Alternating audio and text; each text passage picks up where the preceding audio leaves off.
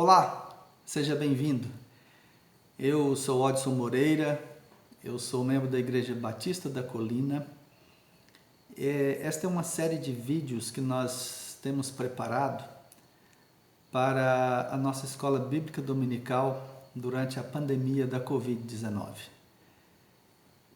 Essa série de estudos está baseada, foi elaborada a partir da nossa revista.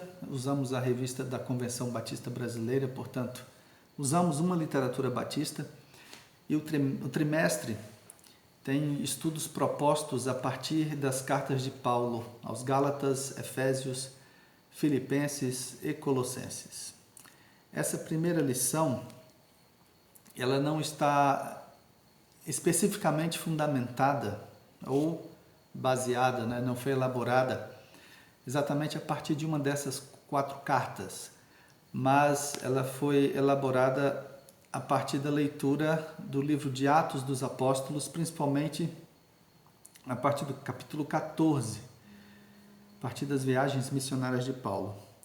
Então, o pano de fundo que nós chamamos é a circunstância política, geográfica, cultural, histórica, econômica, social, é aquilo que vai dar o cenário por trás de algum evento e, consequentemente, aquilo que vai influenciar, motivar, no caso, a escritura do texto, no caso do texto bíblico.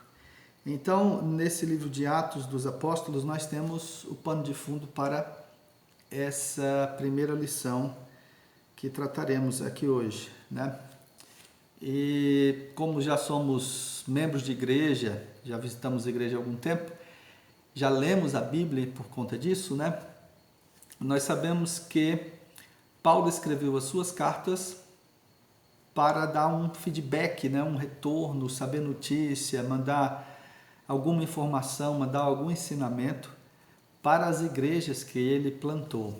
Algumas dessas igrejas começaram com um trabalho muito pequeno, mas trabalho que se desenvolveu assim muito rapidamente.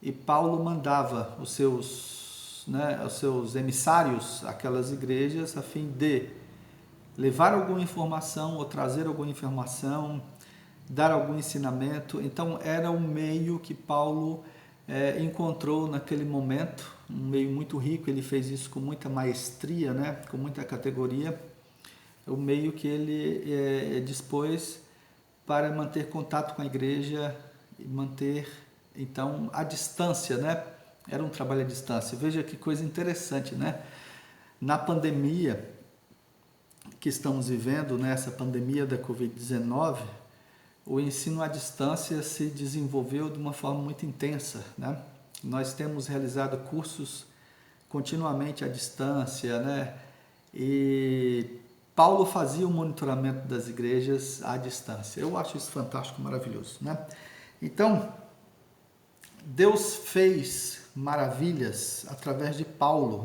quando Paulo se propôs fazer as suas viagens missionárias. Então, em Paulo, nós temos a mão de Deus em evidência, Não é exatamente a pessoa de Paulo que está se manifestando ali, mas é a mão divina que está operando de uma forma muito poderosa através do apóstolo Paulo. E nesses capítulos que temos aqui para hoje, para essa lição, nós vamos aprender isso. E o autor dessas lições, ele intitula essa primeira lição como As Maravilhas de Deus.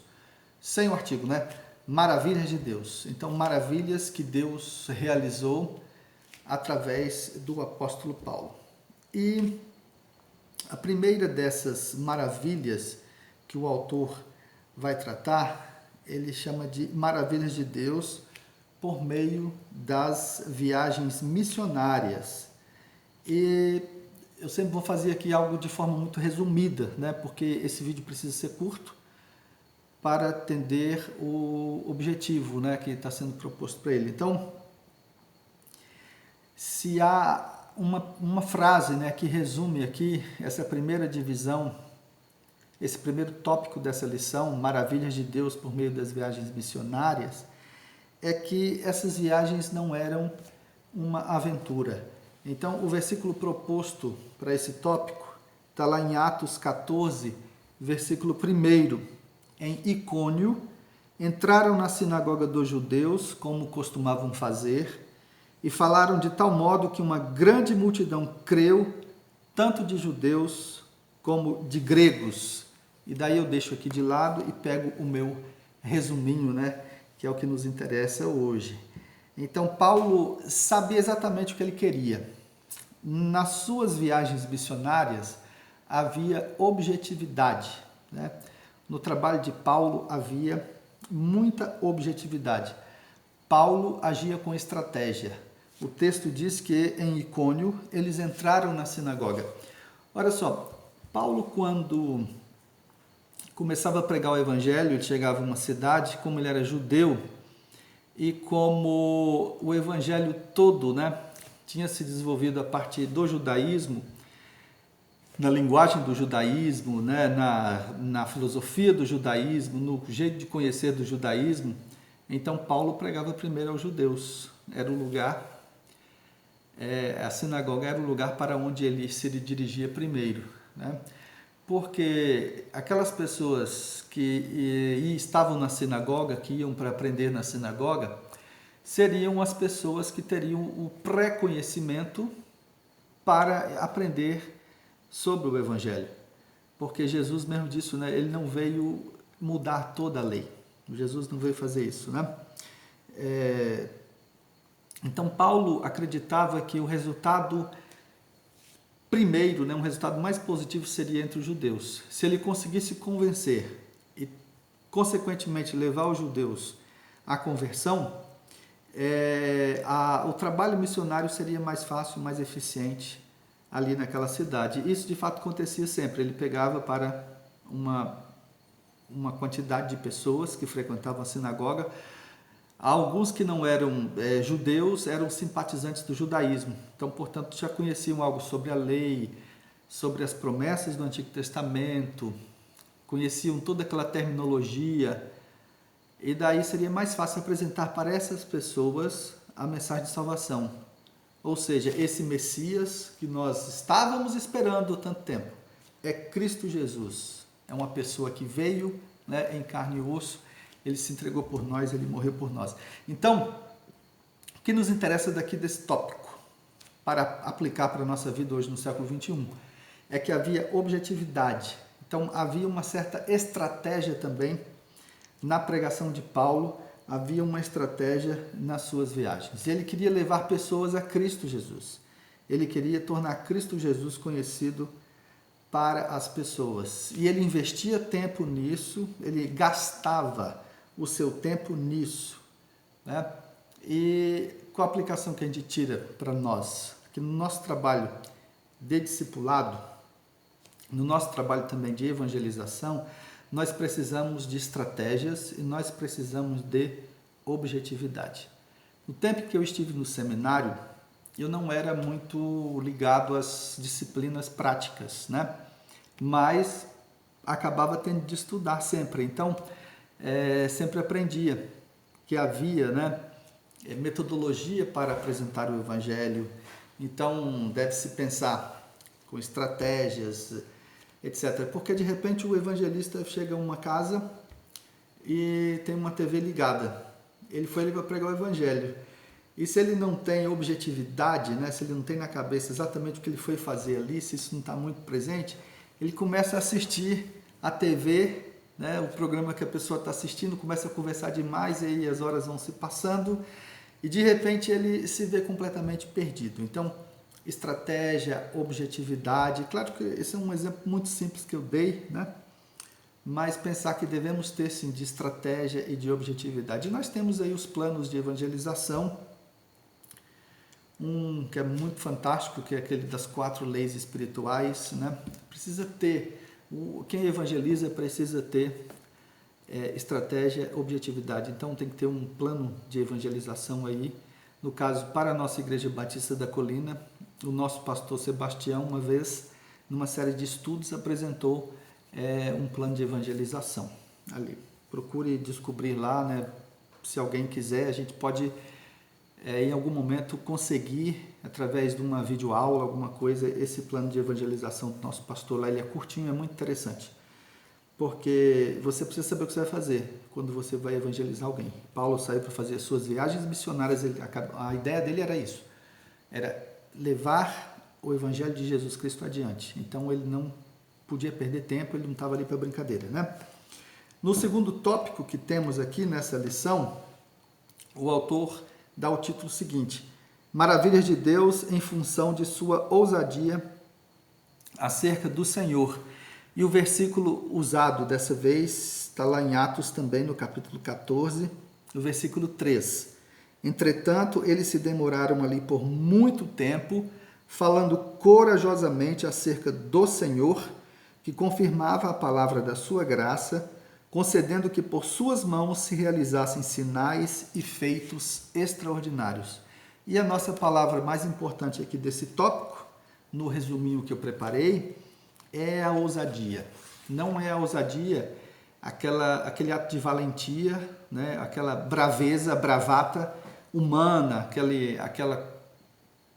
aquela disposição pessoal para alguém entrar em briga. Não é esse tipo de ousadia, mas é ousadia para não se intimidar diante da oposição. Vejam bem, quem vai pregar o evangelho sabe que está entrando num campo minado. É uma luta armada, né? O próprio Paulo diz que não estamos lutando contra carne e sangue. Então, é ter a ousadia de que você vai entrar por tudo ou nada. Aquela coisa do vale tudo, né? Brincadeira, mas você vai entrar para guerrear. Então, você precisa ter ousadia. E a ousadia anda junto com persistência, perseverança e determinação. É a ousadia que faz com que você não abandone a batalha diante da primeira oposição, diante do primeiro obstáculo. Então, é a ousadia, a coragem, né? A coragem para lutar. Muitas vezes, quando vamos evangelizar alguém, nós nos sentimos envergonhados. Às vezes porque pensamos que sabemos das nossas limitações. Às vezes pensamos, olha, minha língua portuguesa, né? Eu não sei me expressar corretamente, eu não tenho um conhecimento muito profundo da palavra do Senhor. Essas coisas não são interessantes, viu? Você precisa ter a ousadia, que é a coragem, primeiramente. E você tendo ousadia, você já está com uma grande coisa garantida aí para conseguir evangelizar alguém. Então, se você tem ousadia, você vai conseguir as outras coisas. Muita gente deixa de evangelizar outra pessoa porque tem vergonha, porque tem medo, não sabe o que vai encontrar. Apenas abra a sua boca e fale daquilo que Cristo fez por você, como Jesus entrou na sua vida, como Ele transformou a sua vida, transformou o seu ser, te fez uma nova pessoa. Essa é a forma, né? Você vai testemunhar através da sua própria vida. Então, ousadia é o segundo ponto aqui que temos, é o segundo tópico dessa nossa lição. Você vai precisar de ousadia para falar das maravilhas de Deus. E o terceiro tópico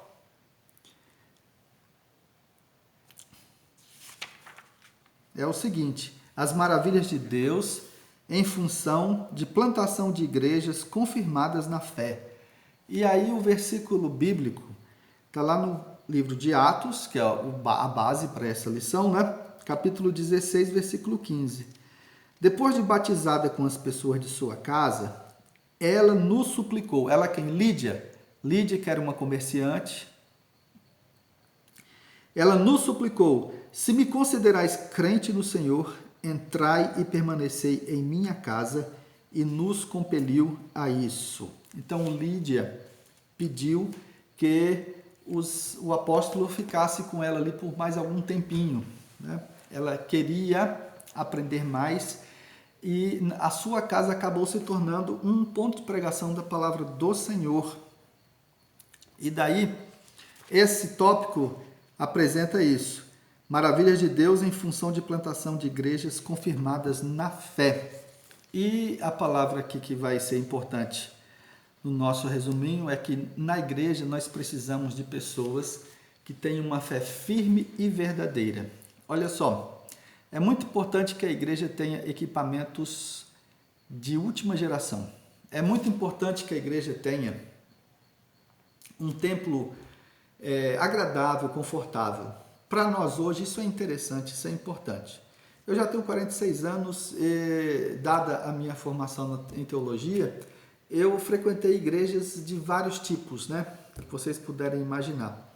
Mas as igrejas mais agradáveis e mais confortáveis eram aquelas igrejas mais simples, igrejas cujas paredes não tinham reboco, né? Igrejas ainda cobertas por lona, igrejas ainda em construção. Nelas havia mais intensidade de comunhão. Numa igreja onde já está tudo prontinho e acabado, as pessoas estão muito acomodadas, viu? Elas já estão muito confortáveis ali, não querem saber de nada mais não.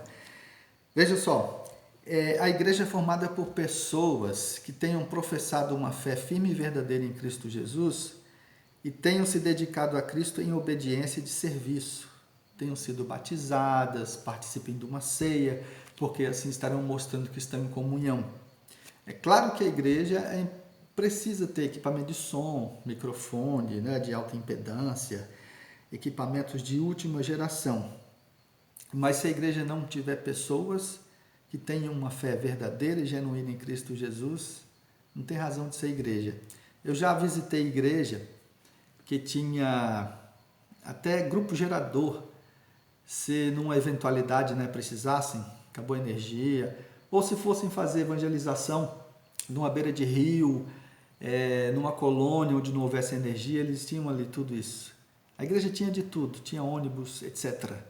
Tinha tantas coisas, mas não tinha gente na igreja, né? Porque a igreja somos nós. Então, a igreja é formada por pessoas que têm uma fé viva e verdadeira em Cristo Jesus, que era o caso de Lídia, né? Essa comerciante. Ela era ávida por saber de Cristo Jesus, e aí quando descobre Cristo, ela quer ser uma pregadora, uma missionária, né? Uma anunciadora da palavra de Cristo Jesus. Vamos continuar. O próximo tópico trata das maravilhas de Deus em função da sensibilidade à direção do Senhor. E o versículo está lá em Atos 16, 9. De noite, Paulo teve uma visão. Nela, em pé, um homem da Macedônia suplicava-lhe: vem para a Macedônia e ajuda-nos. Vem para a Macedônia e ajuda-nos. Então, a palavra que vai nos servir aqui para o resumo desse tópico é a sensibilidade. Sensibilidade para perceber quando o Senhor está mudando as coisas, porque a obra é do Senhor, a obra não é nossa. Então, é lógico que se temos estratégia, se temos objetividade, quer dizer, a gente tem um plano, talvez até um planejamento estratégico, com metas, né, de longo prazo, metas para um prazo mais curto, uma programação que num momento seja flexível, essas coisas aí de planejamento estratégico, com visão, missão, tudo mais. Porém, a igreja é de Deus e a obra é dele. Então haverá um momento em que o próprio Deus vai dizer: olha, vamos agora dar uma mudança nesse troço aí, porque não é exatamente assim que eu quero. Isso foi importante para chegar até aqui, mas daqui para frente nós vamos mudar. Então Paulo tinha um projeto, ele tinha considerado quando partiu ir para uma outra região. E daí ele tem essa visão à noite, né? Passa a Macedônia e ajuda-nos. E ele teve que mudar completamente seu projeto. E onde é que entra a sensibilidade aqui, né? Paulo entendeu que o projeto não era dele, que o projeto era de Deus. E se era de Deus, tinha que mudar, porque Deus estava querendo que mudasse, né? Muitas vezes nas igrejas, nós temos cabeça dura, né? Nós temos o pescoço duro, que não se move, né? Não se quebra, não se dobra de jeito nenhum. Então queremos fazer alguma coisa daquele jeito. E Deus está mostrando que deve ser feito de uma outra maneira, de uma outra forma. Às vezes de uma forma muito, muito grandiosa, né?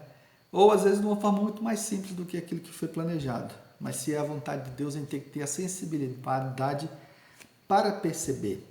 É muito difícil para um batista entender essa coisa de sensibilidade para notar a interferência divina, né? A intervenção divina, porque nós somos muito racionais, eu entendo isso, eu confesso. Mas a gente precisa disso sim, de sensibilidade. E é através da oração que a gente descobre isso, através da leitura da palavra, né? Não basta fazer o certo, a gente tem que fazer o certo de Deus. Isso está aqui na lição. E tem uma outra frase que eu tirei dali, né? É que não se faz a obra de Deus sem sensibilidade ou sem discernimento.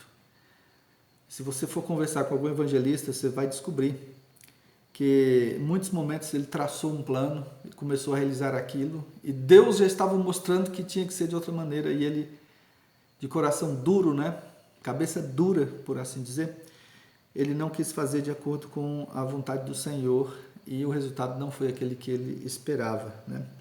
Entenda que o projeto não é seu, o projeto é de Deus, e se Deus pedir para mudar, você vai ter que mudar, não vai ter jeito, né? Então, o projeto não era de Paulo.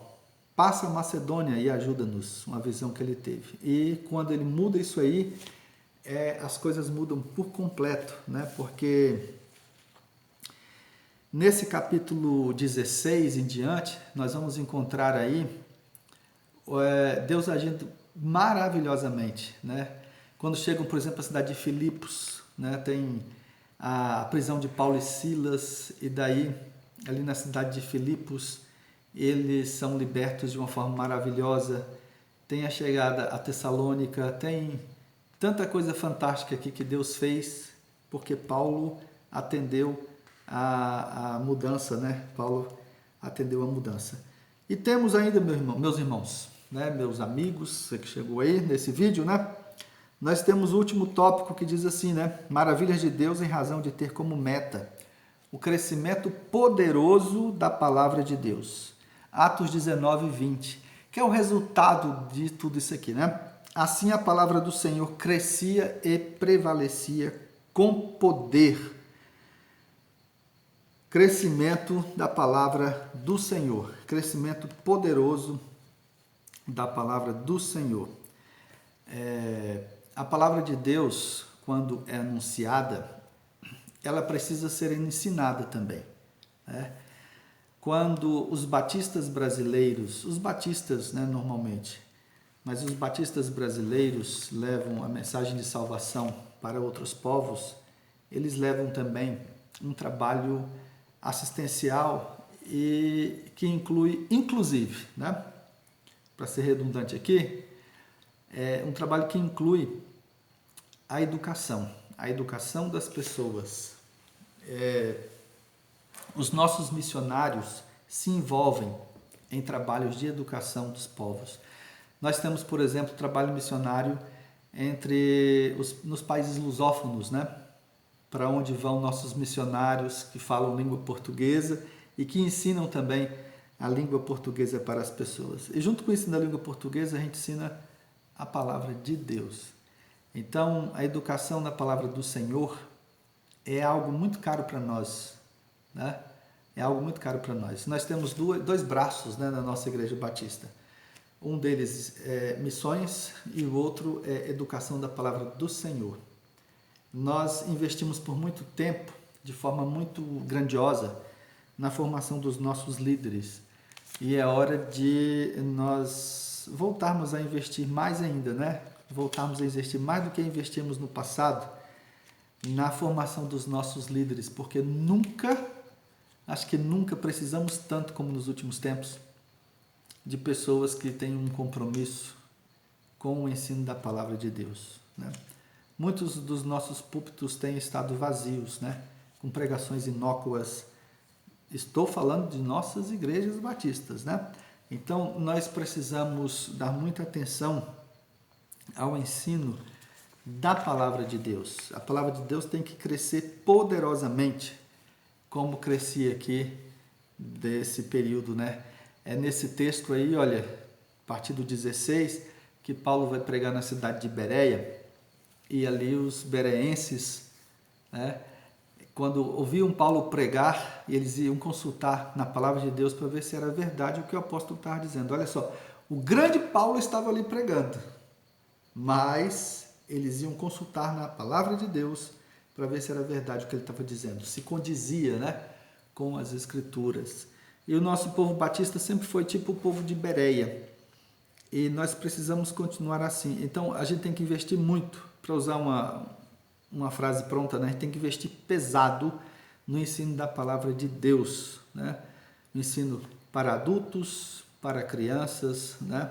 Precisamos investir nisso. Então, meus irmãos, a conclusão que temos aqui é que precisamos deixar que Deus nos use como instrumentos para a manifestação de suas maravilhas. Essa é a conclusão que nós temos da lição. E daí o autor levanta uma pergunta, né? Como ser instrumento das maravilhas de Deus? E as 3 respostas propostas. A primeira delas é que precisamos ter convicção clara da vontade de Deus e precisamos, portanto, nos submeter à sua direção. A segunda resposta para isso é que nós precisamos reconhecer que somos apenas instrumentos, somos mãos, nós não somos as maravilhas de Deus. É legal pensar nisso, né? Tem gente que está se achando a maravilha do Senhor, enquanto deveria se sentir pelo menos a mão do Senhor para levar paz, esperança, amor, tranquilidade e salvação. E a terceira resposta, precisamos objetivar que o crescimento deve ser sempre da palavra e não crescimento pessoal. É isso aí. Esse é o nosso primeiro estudo da Escola Bíblica Dominical e na próxima lição nós vamos, portanto, já começar a estudar Gálatas. Cristo vive em mim. Até lá, eu aguardo vocês.